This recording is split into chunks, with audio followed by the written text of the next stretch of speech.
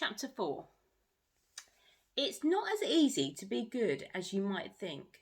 For instance, on the Monday, the doorbell rang just after Dad had gone to work.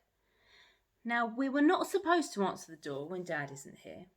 On the other hand, it was time to go to school, so it was a moral dilemma. Answer the door, disobedient, and be on time for school, good.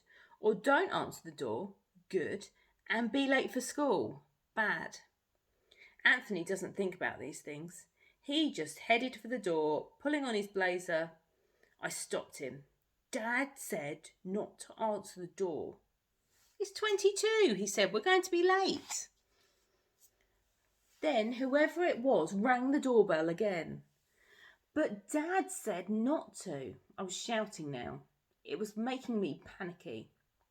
Dad said not to do it, and we're supposed to be being good.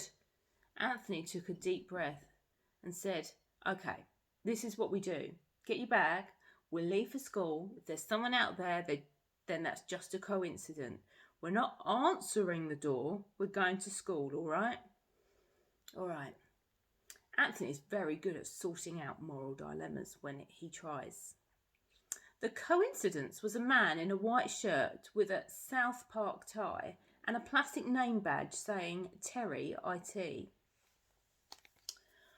"I'm from that one there," he said, and pointed at the house on the bend. Anthony looked at the house. The corner position gives you extra garden, which is an asset, but you've got no off-road parking, which is a definite disadvantage in this market. "Is your dad in?" "Gone to work." "Your mum?" "Dead," said Anthony. "Oh." Terry put his hands in his pockets as though he was looking for something to give us.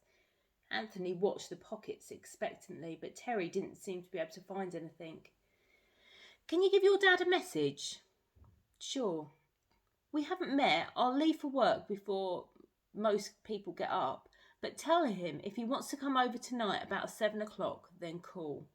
Most people will be there." "Can we come?" "Yeah, sure. Hey, look at this." He fiddled with his tie and played the South Park theme tune, which was quite surprising. "Who the hell is Terry?" Dad was getting agitated. "Terry, IT, over the road. He said to come at 7. "Come for what? A party? Supper? Game of Monopoly? Help him move a wardrobe?" "He's got a tie that plays tunes and he said, cool. We think it's a party. Meet the neighbours type of thing." "What time is it now? I'll have to go and get a bottle." "No need. We're baking a cake. Is that okay?" I'm surprised. Surprised and pleased, or surprised and disappointed? Surprised and pleased that you've taken this opportunity to be excellent. It was my idea to bake the cake. We got in from school. I said to Anthony, "This is an opportunity to be excellent. Let's bake a cake." He was against it on the grounds that we didn't know how. But I remembered baking loads of times in the past. It was one of the things I remembered a lot. Sometimes I dreamed about it. I said, "Put the oven on to 200 degrees." And we got cracking. We'd take out 110 grams of flour with 50 grams of margarine, 2 spoonfuls of water and a pinch of salt, mix them and put them in the fridge to rest for 20 minutes. And that's as far as we'd got. The patron saint of bakers, by the way, is St. Agatha of Catania. Dad took out the bag from the fridge and said, "This is brilliant, but this isn't a cake, it's pastry." I realised then that my memory wasn't about cakes, it was about quiche. It's sad and worrying to think you can forget bits of your favourite memory. On the brighter side, pastry is more versatile than cake because you can make it into a tart. We made one using the apples we were supposed to eat after supper.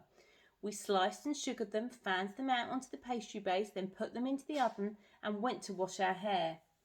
The smell of baking apples filled the house.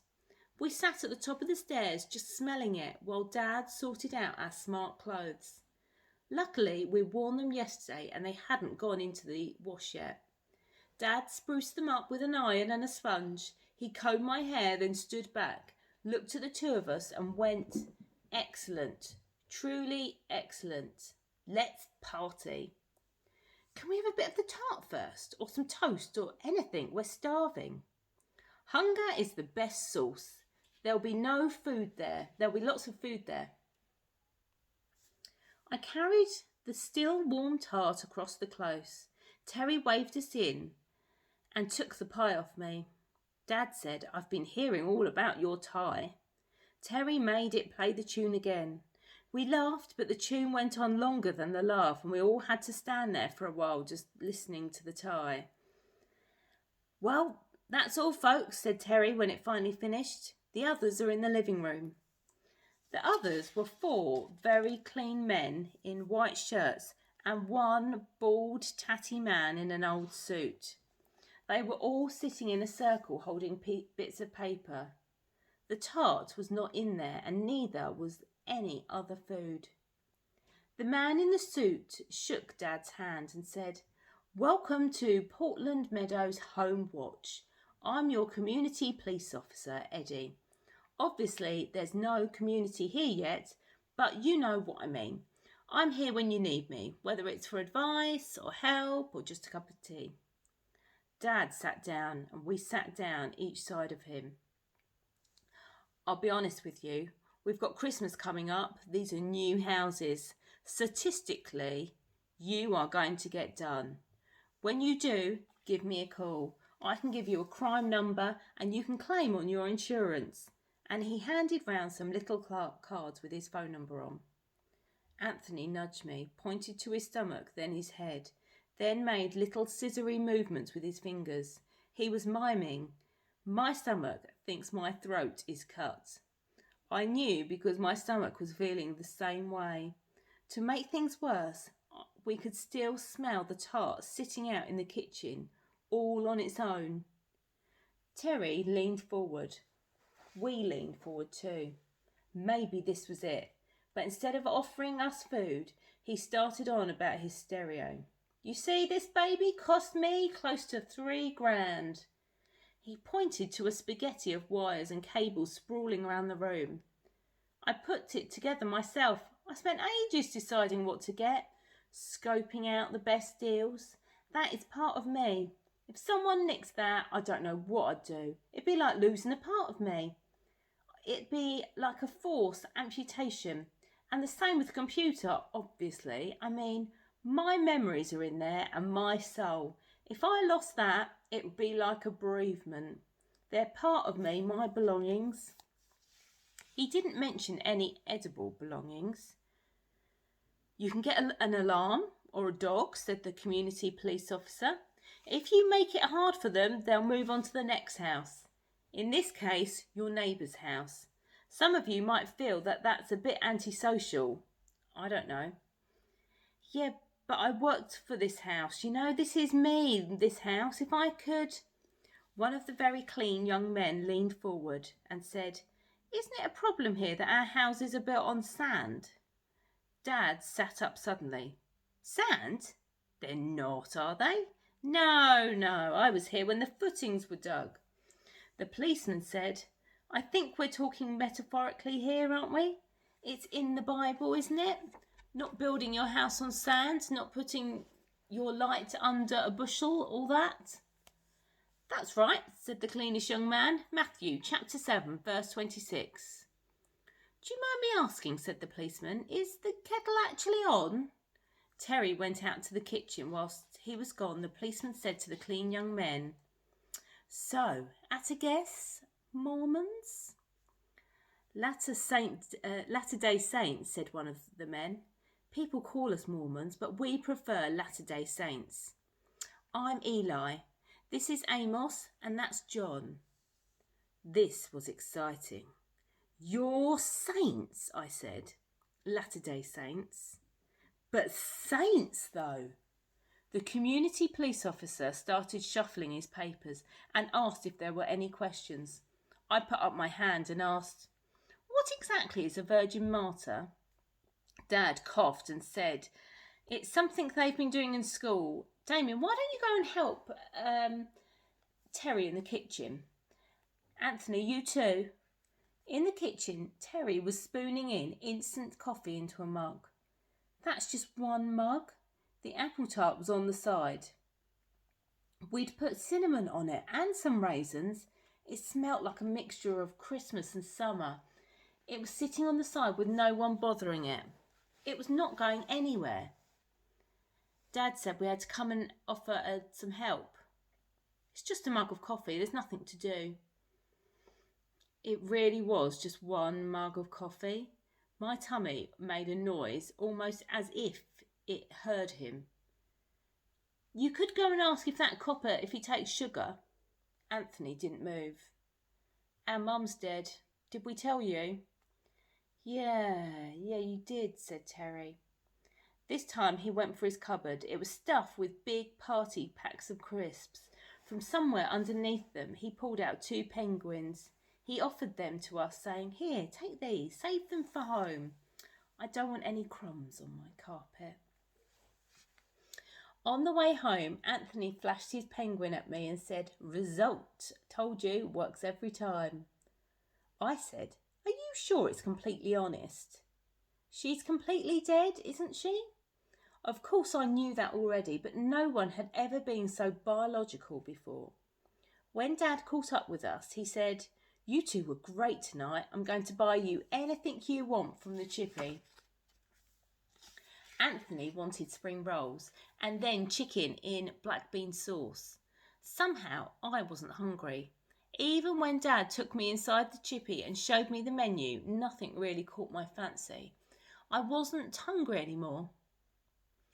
When we got home, Dad and Anthony started to eat their food straight away from the polystyrene trays. I went and got plates and knives and forks. "Damien, don't bother, it's late. We don't want to be clearing up. Here, just have some rice." I carried on setting the table. "Damien, we've got to do things properly. That's the point." What point?" "You said that we've got to do things properly. We've got to be excellent." "You said, and now you're eating out of trays? We didn't used to do that before." I started shouting now. "Sit at the table." Dad tried to calm me down. "Damien, I think you're upset, but really you're just hungry." "I'm not hungry. I just want us to sit at the table like a proper family and do things right." "I will if you eat a bit, like a proper family." "Okay then." Dad came and sat down and gave me some of the food. Anthony said, "Why can't you just act normal?" Dad said, "Things aren't normal, are they? So how can we act normal?" And he took one look at Anthony's spring rolls and gave one to me. It was horrible. It had cabbage in instead of bean sprouts, and it did make me feel a bit better. I think it was the spring roll that stopped me sleeping properly. I kept waking up from all these dreams, which I don't want to talk about. I even got back into bed after a while to see if being comfortable made a difference, but it didn't. As soon as it was light, I sneaked off to the hermitage. When I looked inside, there was someone there. A tall, bony woman with bright blue eyes. I knew who it was straight away. I said, "St. Clare of Assisi, 1194 to 1253. She smiled and said, "Is right. I like a hermitage, have one myself." "I know. Used to go and hide myself away up there. Anyone needed me, I'd send them a vision. Sort them out. Be good to be able to do that. I could stay here and send a vision of myself to school." It's a skill not everyone has. I was unusual. I was like a human television. That's why I'm the patron saint of televisions, for my sins. Well, for my virtues, shall we say. You see all sorts on there now. Mind you, nothing shocks me anymore. Keeps me busy though. That's why I like a hermitage. Our house seemed a bit, inappropriate compared to St. Simeon's column or St. Ursula and her 11,000 holy companions. She gave a snort. The 11,000 holy companions are a mistake in translation. I wouldn't let them keep you awake at night. There were only ever 11 of them, if truth be told. But there are thousands of people up there with you. Tens of thousands, dozens of thousands, hundreds of thousands, millions even. Only, I did wonder if you'd ever come across St. Maureen. She thought for a while, but the answer was no. Then again, as she said, it is infinite up there. Absolutely infinite. In my Father's house there are many mansions. John chapter 14, I said, verse 2. She said, is right, and then she was gone. Given the choice, I wouldn't have picked St. Clare for my first vision. But obviously, she was a good saint and she was very interesting to talk to. And any kind of vision is exciting. So to be philosophical about it, it made me happy.